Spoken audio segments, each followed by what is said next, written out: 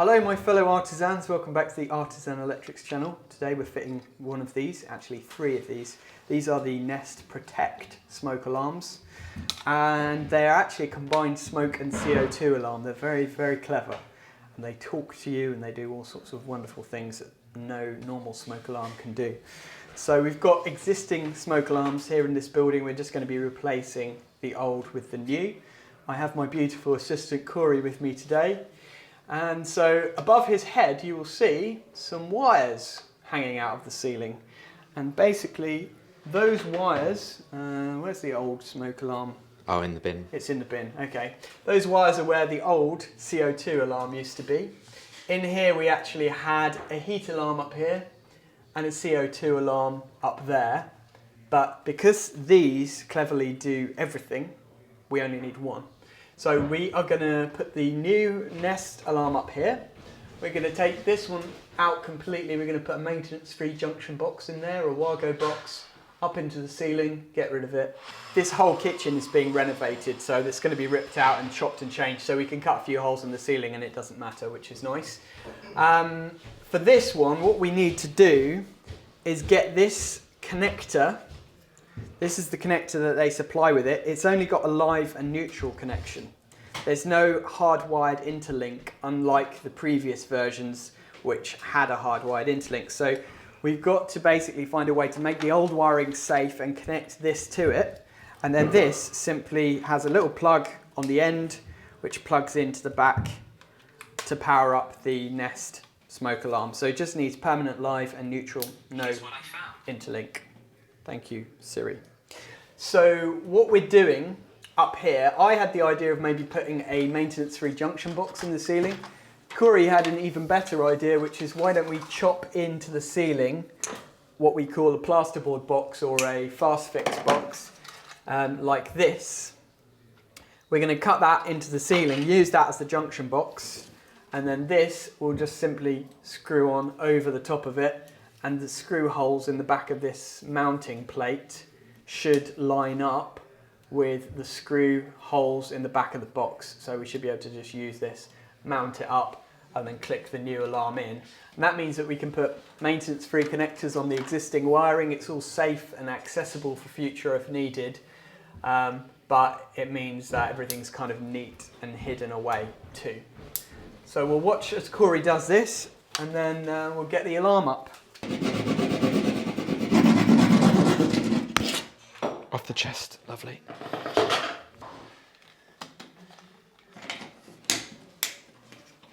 Right, so what I've done is, well, I'm just going to grab some blue sleeving, slip that onto these grey cables, and that'll be the neutrals connected.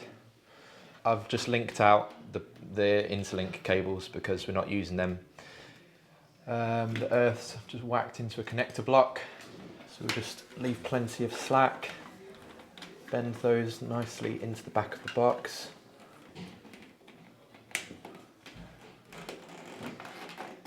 And then we don't have to try and find a fixing either because we've already got it here. Best screw bolt cutters, someone else's cutters when they're not looking. Evil, no. These are already knackered, so Jordan's not going to see this, is he? They just cut themselves, the screws just fell off. Right, I think it goes this way, except, yeah, that'll fit nicely.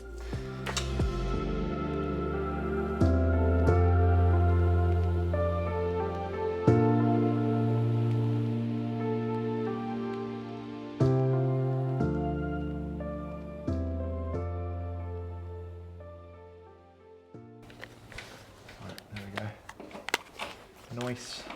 Oh, nice. It's a cool little alarm, that. I like it.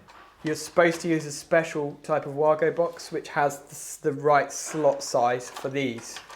This one is for the 222s, I think, or something, and then these are the 221s. I can never remember what the part number is on them, but pretty sure that's basically these are the fixed ones which you are supposed to use in there. See, they fit perfectly. But you're not supposed to use the lever connectors in here. You need to get the Wago box designed for the lever connectors. I mean, it's probably a little bit of a technicality, but it is what it is. So, scalpel. You said there was a joist here, didn't you? So if I cut here.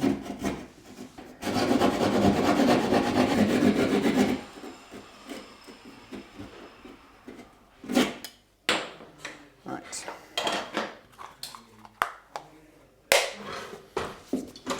Perfect. So, we're just gonna get these in here. I've seen people really butcher these because they don't know how to use them. They leave these wires way too long and then they're trying to tuck them up and they're like, oh, they don't fit. So they cut that piece out. Yeah. It's ridiculous. So the trick with the Wago boxes, I know it sounds super simple if you know, but if you don't know, you don't know, is this is a cord grip. So you need to leave the sheath of the cable just long enough to go inside the box. And then these wires should go straight and into the Wagos. So you just need to cut them about there. And then they'll be the perfect length. And now I need to be careful when cutting these because the RCD, if we cut the neutral and the CPC at the same time, the RCD would trip. That happened earlier. It's not live, but the neutral and CPC, when you cut them both at the same time, it will cause the RCD to trip. Let me turn this around so the guys can see it. So this is what I mean, right? The sheath goes inside the Wago box. These little things clamp onto the sheath, and then you basically slot the Wagos in. And if you cut the wires to the right length, then they should just slot in perfectly in there. Uh-oh. Right. Stay away for 2 weeks. There you go. So like that, and then we need to do something important. We need a cable tie for this. So that click's closed. We need to put a cable tie on that because otherwise it won't be counted as maintenance free. And the reason is, it's very silly, but it's just part of the rules. If you put a cable tie on it, it can only be accessed by means of a tool, like a pair of cutters. Whereas now, anyone can access it by hand. So once that cable tie's on, we'll poke that up, and then the ceiling can just be plastered by the builders or whatever, and it'll be all good. Right, so there's our cable tie, and all we do is tighten that up like that, and that is now counted as maintenance free because it needs to be accessible. It can only be accessed by means of a tool. So then we can, now I won't be able to get it in because the cable tie, no, that'll go. You can shove that up into the ceiling. Where did it go? It's gone.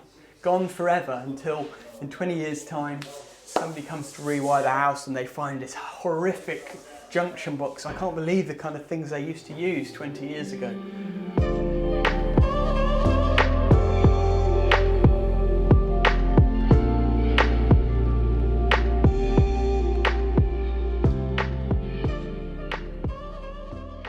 Okay, so we're just going to quickly test them. They're all wired in.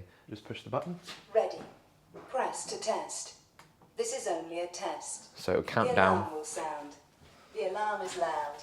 The test starts in 10 seconds. It's cute, Press isn't to it? cancel. 10, 9, 8, 3, 2, 1. This is only a test. Testing smoke. Tell you what, they're loud, aren't they? Testing carbon monoxide.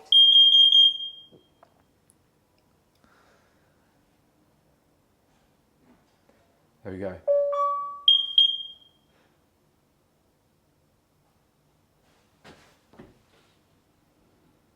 The test is finished. Everything looks fine. Yeah, so there's different alarms, different alarm tones for the heat versus the carbon dioxide, and that's because there's a different procedure. If you have a smoke alarm, obviously you evacuate the house, call the fire brigade. If you've got CO2, it'd be a different procedure. You'd open all the windows, vent it out, switch off your gas, probably call the gas man. So yeah, pretty snazzy. Just trying to straighten it up. But anyway. So we're just about done with these Nest Protect smoke alarms. I'm just going to put these covers on.